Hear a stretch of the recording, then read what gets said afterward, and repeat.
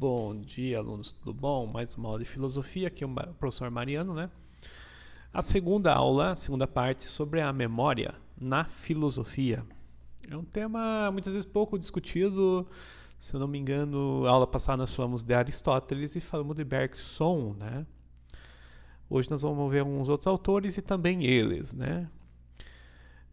A memória, já falamos, né? Ela tem grande relação com o passado, né? Hoje eu fiz uma pesquisa de um outro material aqui, né? De um dicionário, e a gente vai ver alguns detalhes a mais aí, né? A memória é a capacidade de expor conhecimentos passados. Essa seria uma definição mais básica, né, da situação. Nessa capacidade de expor esses conhecimentos, né? Uh, Aristóteles, ele falava de um detalhe, até que eu não comentei na aula passada, que ele diz que tem uma marca ou impressão nessa memória. Então a memória ela deixa uma marca, né, no espírito, né? A gente vê que tem uma impressão, né, como se fosse uma coisa que ficasse grudada mesmo, né? Então ela tem esse detalhe, essa característica que eu não tinha falado. Aristóteles também ele fala que é como se fosse um animal pintado num quadro. Você sabe diferenciar o que é um animal de verdade, o que é um animal pintado no quadro, sabe dizer que é o quadro, né? Então a memória parece que você tem uma situação que você sabe que aquilo é memória. Você não vê, por exemplo, que isso aqui é uma realidade numa caneta. Você está lembrando a caneta na tua memória, né? Então não seria uma caneta, por exemplo, literalmente, né? Que seria uma situação, né, dá algo memorizado, algo impresso mesmo no nossa mente. Como se fosse uma impressora, né, de computador, tivesse imprimido numa folha, a memória está lá, né, tá naquela folha, né, uma impressão, é uma coisa marcada lá, né, como se fosse marcado assim no nosso cérebro, marcado no nosso espírito, né. Também Aristóteles falava que tem uma situação de escolha, uma situação ativa nessa memória. Então não é simplesmente, por exemplo, que nem às vezes uma situação que vem automática, ou, né? Não, nós também acessamos essa memória quando queremos. Por exemplo, vocês vão fazer um teste, ou vão lembrar, por exemplo, como é que é o nome daquela pessoa, ou vão lembrar quem que foi determinado amigo lá, amiga, né? Não, ele vai estar na tua memória, você tem um ativo para você, né? Você faz uma ação, né, mental ali para você recordar, como se fosse uma pesquisa de arquivo no computador. Você vai procurar uma situação lá na busca, no Google, alguma coisa, você busca aquilo e a memória vai acabar revelando, né? Outro filósofo aí, o Tomás de Aquino, aí, medieval, ele fala que a memória é o tesouro das espécies, né? E é verdade, eu acho que é uma grande riqueza a nossa memória, né? Tanto é que a gente encontra muita coisa via memória mesmo, né? E graças à memória que nós temos os livros sagrados, que temos experiências, por exemplo, com o divino que foi retratado e alguém colocou, né, que lembrou daquilo, né? Não adianta, por exemplo, eu ter uma experiência e esquecer, né, por exemplo, que isso vai adiantar, né? Então a memória ela tem uma grande função. O filósofo Leibniz, ele fala que são pequenas percepções, né? Então a memória ela faz esse trabalho aí, né? Então é bem interessante o Leibniz, que aí tem ainda um pouco de metafísica e tudo, mas ele já está quase com os empiristas, né? Ele já está entrando com a questão, por exemplo, das sensações, né? Quando fala dessas percepções. O Bergson, que a gente já falou tanto, né? Que, né, ele faz uma diferença dessa memória, por exemplo, ele diz que é um progresso do passado até o presente. Não é, por exemplo, a gente voltando para o passado. Não, ele diz que é o passado que vai progredindo, ó. Né? Então tem um caminho ao contrário. Então o Bergson ele tem um modo diferente de ver essa memória. É um autor que acho que tem um livro só sobre memória, né? Ele tem um livro bem interessante estudando, né? David Hume lá dos empiristas, lembram deles lá, né? Junto com o John Locke, junto com os outros. Ele disse que essa memória ela faz o que? Ela tem uma associação, né? Ela faz associações mesmo, né?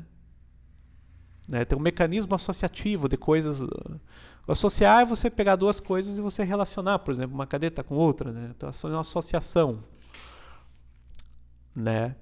E daí Hume ele fala aquelas três leis, né? Semelhança, contiguidade e causalidade.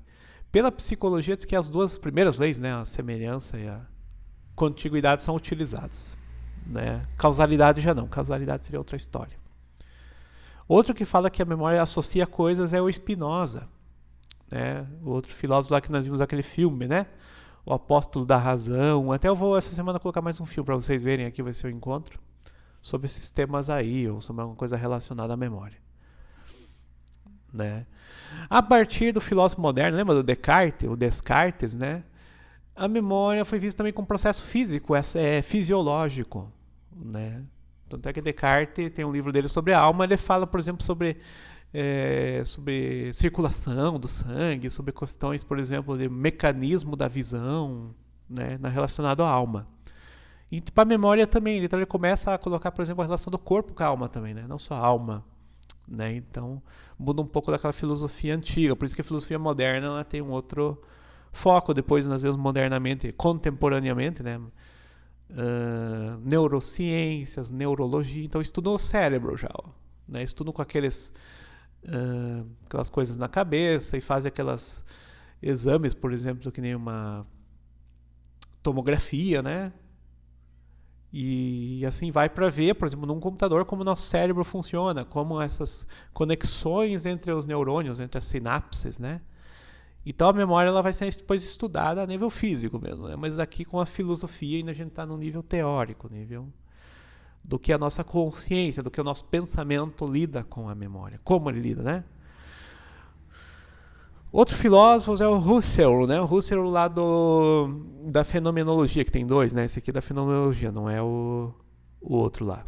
Né? Ele fala que é uma consciência implícita, né? E potencial. Né? A memória é uma consciência potencial, implícita, ou, né?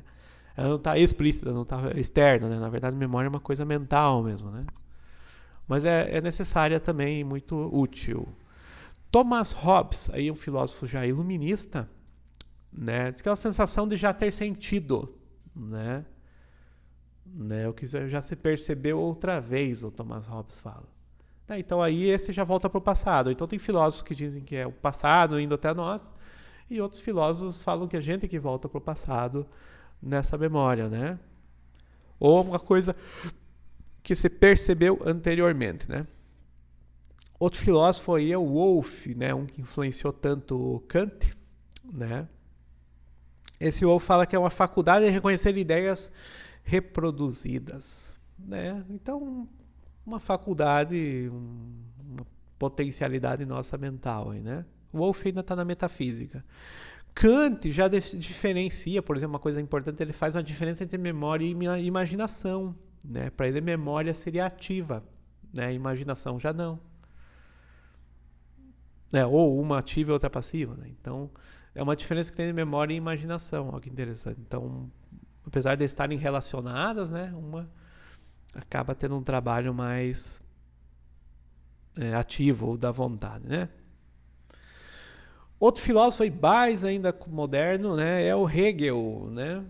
O Hegel, lá o alemão, né, que tem teoria sobre Estado, teoria sobre história, né, que influenciou tanto Marx depois, né? O Hegel tem grande importância, né? Inclusive Marx seria um hegeliano, né?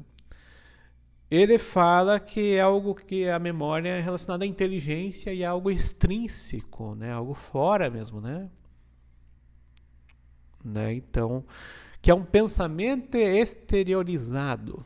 Então a memória ela tem já um papel, né, que vai ter ela vai sair além do pensamento, ela vai começar, né, a ter uma reprodução aí, né? Então uma grande importância. Depois, claro, a filosofia daí na psicologia, daí tem muita influência. A memória também ela se relaciona à própria consciência, ao próprio pensamento. Então ela é pensamento, é consciência, né, a nível de filosofia. Então as coisas vão começar a se unir, né? O que lá em Aristóteles muitas vezes era visto apenas como uma impressão, mas também tem uma importância porque Aristóteles já seria um empirista. Como a gente falou lá em Platão, né, já tem a reminiscência, essa memória tem uma coisa mais importante ainda para a filosofia grega. E para o nosso tempo já é psicologia, já é Gestalt, já é linhas correntes de psicologia mentais, aí, né? E mais ainda neurociências, que deu estudo do cérebro, né? Que até tem um neurocientista sempre na televisão e falando, e ele sabe tudo, né? Porque ele acha que o cérebro funciona só assim, só físico, né? Ele acha que é tudo aquilo e explica. Então hoje o pensamento é esse. neurociências, neurobiologia, né? Então nós estudamos o cérebro, aqui tem conexões nos neurônios, né, das sinapses, e a memória está explicada por ali também, né? Então não seria espiritual, não seria da alma, não seria filosófico. Ou seria também filosófico, né? E vai depender da corrente, né? Mas hoje é mais uma ciência, não tão filosófico, né? Então esse estudo da memória, a segunda aula é essa aí, pessoal.